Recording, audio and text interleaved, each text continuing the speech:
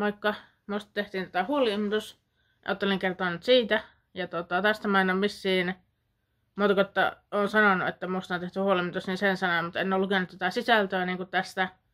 Sanoin kyllä muistaakseni My Storyin Snappiin silloin luuttu-aikana, että tässä oli osa niin kuin palturia tässä asiassa, mitä tästä on niin kuin tullut. Ja joo. Mutta mä nyt luen tämän huoli-ilmoituksen tästä, sitten räntätään tästä, että mitä tässä on paskaa ollut. Ja joo. Hei, tekisin huoli-ilmoituksen henkilöstä nimeltä Johanna Kumpulainen, syntynyt 28.12.88, joka asuu Leppävirralla. Johanna liikkuu netissä erilaisissa sovelluksissa, kuten Instagram, Facebook ja Snapchat, ja esiintyy ainakin Instagramissa ja Snapissa nimimerkillä Luuttu. Muun muassa Snapissa häntä seuraa jopa 20 000 ihmistä. Johannan käytös on muuttunut huolestuttavampaan suuntaan muutaman viimeisen kuukauden aikana. Nyt viime aikoina hänellä on pakkomielteinen tapa puuttua muiden asioihin. Levittää muun muassa Snapchatissa hänen Tinder-kumppaneiden nimiä sekä tuntomerkkiä muiden tietoon. Ja mähän tein silloin Tinderiä joskus. Tai olin Tinderissä. Mutta mä en ole minusta levittänyt niin kuin niiden ikiä tai muuta. Ja enkä nimiä, vaan mä oon kertonut, että sen ja sen oloinen, mukava, tyylinen ihminen, vaikka Kajaanista esimerkiksi. Ja tälleen, niin tää puhuu paskaa tässä. Muistaakseni tietääkseni puhuu paskaa tässä tää tekijä. En viitsi sanoa sen tekijän nimeä, koska se on niin kuin salaista tietoa. Ja joo. Hän levittää hyvinkin henkilökohtaisia tietoja itsestään, omista luottotiedoistaan, laskuista, muiden sekä omasta työpaikasta, kulkuyhteyksistä sekä aikataulusta, milloin kulkee missäkin. Hän on ottanut yhteyttä jopa toisten täysin hänelle tuntemattoman, mutta Snapchatissa tuttujen ihmisten entiselle työnantajalle puuttuuksi johonkin pienen virheeseen, jonka snappaajat joskus vuosia sitten tehnyt. Ja tää oli semmonen juttu, että yksi snappaaja oli. Ja se kertoi sitten, että hän saa toimia mukaan kaupassa jotenkin näin, X-tyylisesti. Tästä ihmisestä on ollut juttua Snapchat sensuroimattomassa Redditissä joskus. En voi sanoa sitä nimeä. Minusta se teki väärin se snappaaja. Ja sitten mä niin kun kerroin sitä My Storya, että miten hän tekee väärin ja otin yhteyttä sen pomoon. Niin kun se kertoi My Storysta, missä hän on töissä. Tämä ihminen. Piti työtakkiansa siellä niin kuin My Storyssa päällä. Ja siellä luki sen kaupan nimi ihan missä se on töissä. Ja kaikkea muuta tällaista. Ja joo. Sitten tässä lukee tästä huoli-ilmoituksesta, että mä oon ottanut yhteyttä sen pomoon, niin se nosti sen asian niin kuin esille myöhemmin, niin kuin mitä se on tapahtunut jo. Tämä ihminen siis, tämä joka teki tämän huoli-ilmoituksen minusta. Ja se on totta, että on kertonut varmaan, että pääsen töistä silloin ja silloin, kun mä olin silloin luuttu-aikana muistaakseni töissä Kuopiossa. Niin kerran sitten muistaakseni My Story, että niin kun on siellä ja siellä siihen aikaan, niin kuin bussiasemalla ja muuta. Sitten on kertonut tyyli, että vanhemmat on eronnut ja kaikkea tämmöistä niin kuin perustietoa. Ja sitten on kertonut, että mulla on psykooseja ollut ja kaikkea muuta on kertonut itsestäni, koska munhan someuraa lähti silleen, että Mansikka-Aatu kiusasi minua täällä, siis niin kuin Snapissa, luuttu-aikana. Ja siitä mä sain seuraajia. Sitten oli se pomoriita. Ja tälleen, niin mä haluaisin sitten kertoa itsestäni vähän enemmän sen takia, että kuka mä oon. Koska mä en ole tavallisesti tullut ihmisten tietoon. Tai tavallisen ihmisten, tai niinku, en ole tullut tietoon niinku tavallaan normaalin tapaan. Että joku olisi kiinnostunut musta normaalisti mun arkisten asioiden perusteella. Silleen, vaan mä oon tullut tommoisten keissien takia niinku ilmi ihmisille. Niin totta kai mä niinku kerron ihmisille, että kuka mä oon ja mitä mä teen elämälläni ja bla bla bla. Niin totta kai mä kerron. Niinku ihan oikeesti, jos ihmisiä kiinnostaa niinku ruveta seuraamaan mun jatkossakin, niin totta kai mä kerron siis ihmisille, että kuka mä oon oikeesti ja niinku mitä mä teen ja bla bla bla. Joo. Sitten mä oon kertonut muistaakseni, että mä oon luottitietoton. Että mulla on luottitiedot mennyt. Ja näin, mutta sitä on ihan varma. Onko kertonut. Ja täällä lukee, että hän on ottanut yhteyttä jopa toisten täysin hänelle tuntemattomien, mutta Snapissa tuttujen ihmisten entisille työnantajille puuttuuko se johonkin pieneen virheeseen. Niin se ei ole mitenkään pieni virhe, jos tämä työntekijä niin kun ottaa katetta työpaikaltaan niin kun tuotteista vähemmän, mitä pitäisi ottaa oikeasti. Se oli tämmöinen K-marketti, eli siellä on kalliit hinnat siellä paikassa ja tälleen, niin sitten se ottaa katetta niin kuin oman tunnon mukaan, mitä niin kuin hän muistelee jonkun tuotteen maksavan, jos ei sitä hyllyssä, niin kuin sitä hintaa tai hyllyreunassa. Sehän on niin kuin rikos se asia, niin ei se ole mitenkään pieni asia. Täällä vaan lukee, että aika pieni asia. Pienen virheen. Niin kuin mitään. Hän on jopa kuvannut ja arvostellut muiden Facebook-profiileja omaa Snapchattiin, jotka ovat reagoineet hänen postauksiin jollain tavalla.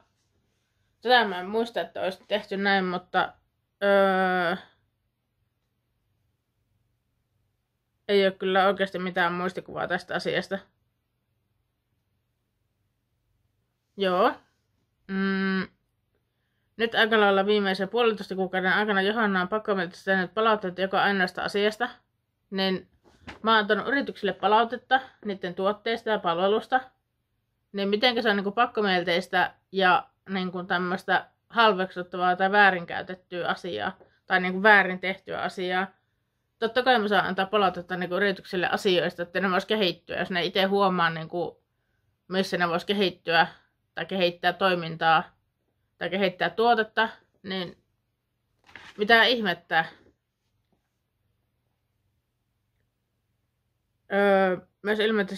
Myös ilmeisesti rikosilmoituksia sekä nettivinkkejä sataa edelleen hänen suunnasta. Kun siis mua kohtaan tehtiin kaikkea mahdollista paskaa silloin, kun mä olin luuttunosteessa. Ja tälleen, niin mä tein sitten rikosilmoituksia muutamia ja tälleen. Mä en muista mistä asioista, mutta mun asioita leviteltiin ympäri nettiä. Kaikkea K18-juttuja ja kaikkea muuta mahdollista paskaa.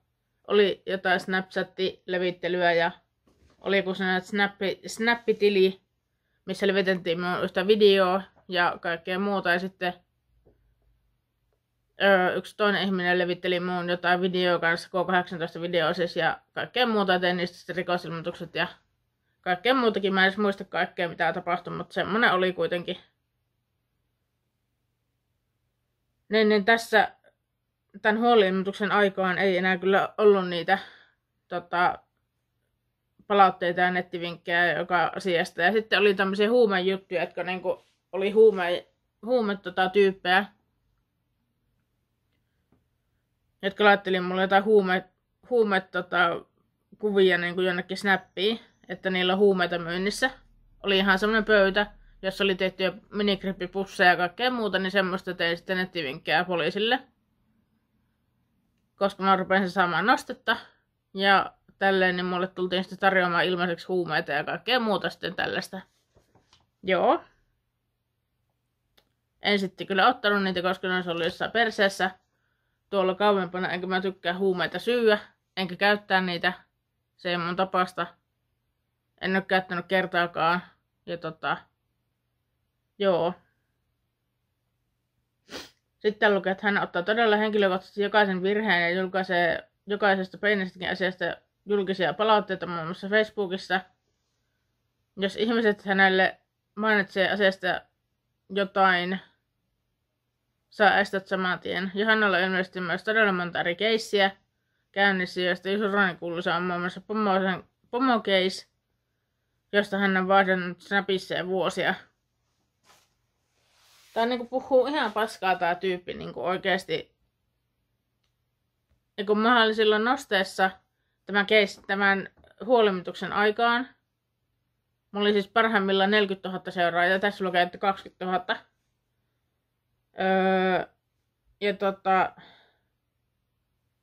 Samankaltainen vainoaminen ja hallitsematon toiminta tapahtui noin vuosi sitten, kun hän joutui Julkulaan viikoksi hoitoon.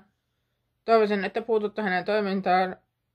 Johanna on julkisesti kertonut, että hän joutuu Julkulaan psykoottisen käytöksen vuoksi. Nyt valitettavasti hänen toiminta alkaa näyttämään jälleen samalle kuin vuosi sitten. Sitten tässä lukee, että terveisin bla bla bla, se ihminen, se ammatti-ihminen, joka niin kuin oikeasti ammatikseen tekee lähihoitotyötä. En sano kuka se on, koska se on laitonta. Ei tehdä sosiaalityön tarpeen arviointia, koska se on tehty huhtikuussa 2021, jolloin asiakkuutta ei aloitettu. Soitettu asiatiedoksi MT-hoitaja bla bla bla. MT-puolen kautta toimenpiteet. Ilmoitus ei aiheuta muuta toimenpiteitä sosiaalihuollossa. Palveluntarpeen arviointi ei tehdä. Palveluntarpeen arviointi tehty huhtikuussa 2021. Joo, eli tää puhuu tässä ihan paskaa, niin kuin puoliksi ainakin tää koko ilmoitus on paskaa. Ja täysin aiheetonta kirjoittaa sossuun tämmöstä, tai soskuun, koska niin kun jokainen ihminen, joka ostaa tuotteita ja palveluita kaupasta ja jostain mistä eli onkaan, niin saa kyllä niitä arvioida ja arvostella. Ja jotkut tekee sitä Redditissä ja tuolla noin, niin ei sitten saa tietää kuka se on se tyyppi, kuka tekee sitä, ettei voi tehdä sossukeissään niistä, ettei tule niiden yhdenvertaisuus niin kuin tavallaan huomioon tai tietoon. Sitten Jodelissä on kanssa, että vittu tuo sitä, tätä ja tuo palvelu tuolla. Ne ei sitäkään tiedä, kuka se on se tekijä, joka tekee sen julkaisun sinne Jodeliin. Ja sitten kun minä kerron niitä julkisesti tänne Snappiin, ne muthan tiedetään, niin sen takia tehdään huolimatuksia minusta, kun minä olen jotenkin yliaktiivinen ja kuormitan vaan maakuntaa ja ihmisiä ja yrityksiä ja kaikkea muuta niin kuin palautteella, niin minä vaan haluan parantaa ihmisten toimintaa, jotta tuotteet ja palvelu olisi niin kuin asiakaslähtöisiä, koska asiakas tuo sen rahaa sinne firmaan ja kaikkea muuta. Ihan niin kuin oikeesti. Että ihan paskaa oli tää ilmoitus niin kuin 0/5. Sitten täällä lukee vaan, että asiaa hoitaa bla bla bla, sosiaalityöntekijä. Joo, sitten tuossa on nimmari. Että semmonen. Sitten mä oon kirjoittanut tähän jotain niin kuin juttuja. Mä oon kirjoittanut esimerkiksi LV-mieskeissistä. Että siitä mä tein nettivinkin. Sitten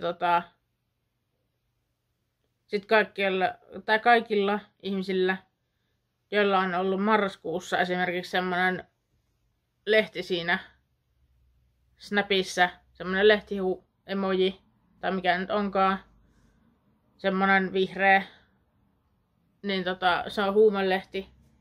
Sillä tarkoittaa kannabista, ja kaikkien niistä on sitten laittanut tonne poliisille nettivinkkiä. En ole tehnyt rikosilmoituksia niistä, koska minä en ole asianosaisena niissä asioissa. Ja kaikkea muuta tällaista. Että ihan niinku oikeesti. Sä oot vielä ammatti-ihminen ja sä kuormitat minun kautta, tai kuormitat yhteiskuntaa tekemällä musta huolimatuksia, joka puolet on paskaa, potaskaa. Ei ole sen ajankohdan asioita edes nämä asiat. Esimerkiksi tuo kauppaihmisjuttu. Niin kuin ihan oikeesti. Ja se oli vielä kirjoitettu tähän niin kuin aika isolla skaalalla, niin kuin puoli kappaletta meni tuohon tuohon kauppahommaakin. Että se on antanut katetta ihmisille alennuksia ja kaikkea muuta bla bla bla. Että hän on ottanut yhteyttä jopa toisten täysin hänelle tuntemattoman, mutta Snapissa tuttujen ihmisten entisille työnantajille puuttuakseen johonkin pieneen bla bla bla. Niin ihan oikeesti.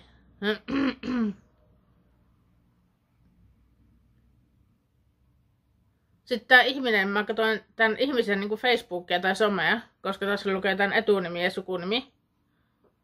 Ja sit mä katsoin tän, niin se on antanut itse palautetta, kun täällä lukee, että minä olen antanut palautetta ja puuttunut ihmisten tai yritykseen toimintatapoihin ja tälleen. Täällä lukee, että se on antanut itsekin niin Hesburgerille palautetta tää, joka teki tän huoli-ilmoituksen minusta. Ja sitten, sitten kaikkia muitakin palautteita on antanut varmaan tämä, mutta Hesburgerille ainakin on antanut palautetta. Joo.